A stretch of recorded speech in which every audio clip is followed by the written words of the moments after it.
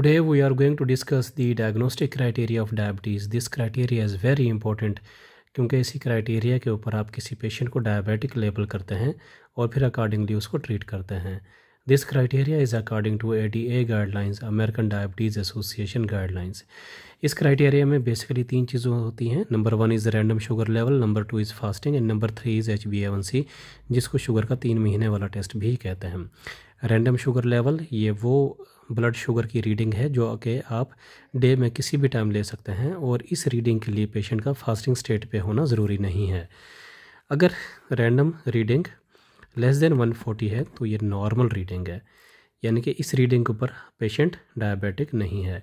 अगर 140 से 199 के दरमियान रीडिंग आ रही है तो ये वो लेवल है जिसके ऊपर पेशेंट इम्पेयर्ड ग्लूकोज टॉलरेंस में होता है, यानी पेशेंट प्री डायबिटिक होता है. अगर रैंडम शुगर रीडिंग 200 से ज़्यादा है तो ये एक सिग्निफिकेंट रीडिंग है. इस रीडिंग के ऊपर हम किसी भी पेशेंट को डायबिटिक लेबल कर सकते हैं अगर वो पेशेंट सिम्टोमेटिक है. सिम्टोमेटिक होने से मतलब ये है कि पेशेंट को पोलीयूरिया, पोलीडिप्सिया और वेट लॉस हो. अगर ये 3 सिम्टम्स हो प्लस ये रीडिंग हमारे पास आ रही है तो आप पेशेंट को डायरेक्ट डायबिटिक लेबल करके आप उसको ट्रीटमेंट इनिशिएट करा सकते हैं. इसी तरह फास्टिंग रीडिंग के ऊपर भी आप फास्टिंग जो रीडिंग ली जाती हैं उसके ऊपर भी आप किसी भी पेशेंट को डायबिटिक लेबल कर सकते हैं. फास्टिंग स्टेट वो होती है जिसमें के पेशेंट ने पिछले 8 घंटे से कुछ ना खाया हो.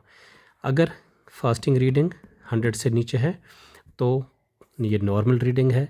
अगर 100 से 125 के दरमियान रीडिंग आ रही है तो ये इम्पेयर्ड फास्टिंग लेवल है, यानी कि इस स्टेट के ऊपर पेशेंट फास्टिंग प्री डायबिटिक होता है एक्चुअली. अगर फास्टिंग रीडिंग 126 से ज़्यादा है तो ये एक सिग्निफिकेंट रीडिंग बन जाती है.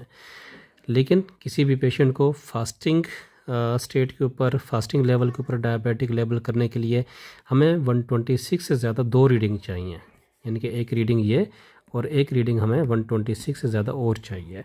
लेकिन जिस तरह ये फर्स्ट रीडिंग हो गई और ये सेकंड रीडिंग होगी, लेकिन कितना गैप होना चाहिए between first and second reading? At least 24 hour. तो एटलीस्ट 24 आवर का गैप होना चाहिए between first and second reading. ज़्यादा भी हो सकता है लाइक 48 आवर, 72 आवर, लेकिन कम से कम 24 घंटे का वक्फा ज़रूर होना चाहिए. तो अगर 2 रीडिंग्स 126 से ज़्यादा आती हैं फास्टिंग तो आप पेशेंट को डायबिटिक लेबल कर सकते हैं.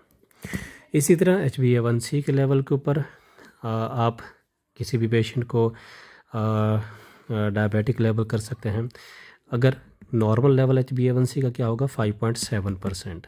5.7% से नीचे होगा तो वो पेशेंट डायबिटिक नहीं होगा.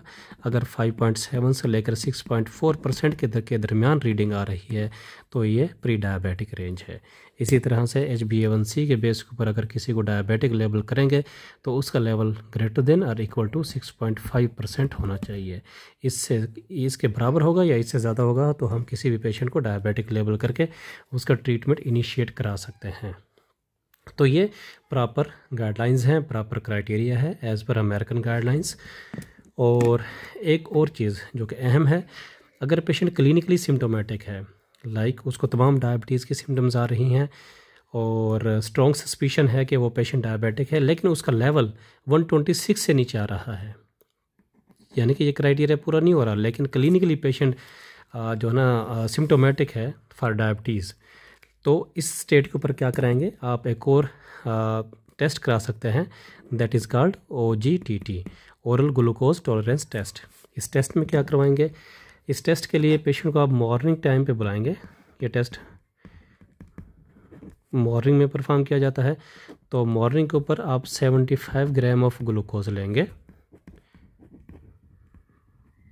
75 ग्राम ऑफ ग्लूकोज, और उसको ऐड करेंगे 300 ml ऑफ वाटर.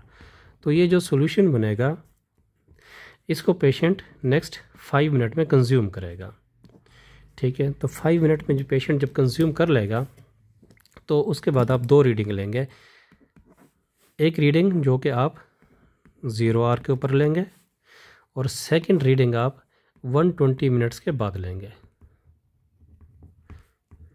120 मिनट्स के बाद. अब जो 120 मिनट्स के बाद जो आपने रीडिंग ली है, अगर वो रीडिंग ग्रेटर देन 200 है मिलीग्राम पर डेसीलीटर। अगर ये रीडिंग आ रही है 200 से ज़्यादा, जो कि आपने सेकंड रीडिंग ली है, फर्स्ट को आपने कुछ नहीं करना, सेकंड रीडिंग जो आपने ली है अगर वो 200 से ज़्यादा आ रही है, दिस इज़ सिग्निफिकेंट, और यहाँ पर आप पेशेंट को डायबिटिक लेबल कर सकते हैं। तो इस तरह से ये तमाम चीज़ें हैं। एक और अहम चीज़, ये जो यहाँ पर ये जो कॉलम बना हुआ है, जिस तरह से ये रैंडम है, फास्टिंग है और ये HbA1c है, यहाँ पर पेशेंट को आप लाइफस्टाइल मॉडिफिकेशन एडवाइस करेंगे। लाइक अगर कोई ओबीस है तो वो अपना वेट रिडक्शन करे, अगर कोई जिसका लाइफ जो है ना वो सेडेंट्री है, ज़्यादा मोबिलिटी नहीं है लाइफ में, तो अपने लाइफस्टाइल को इम्प्रूव करेगा, अपने सेडेंट्री लाइफस्टाइल को इम्प्रूव करेगा, ताकि वो अभी फ़िलहाल तो वो प्री डायबिटिक है, अगर वो अपना लाइफस्टाइल मॉडिफाई कर लेगा इस स्टेज के ऊपर, तो वो फ्यूचर में जाके डायबिटिक होने से बच जाएगा। तो ये तमाम क्राइटेरिया हैं, इसको याद कीजिएगा।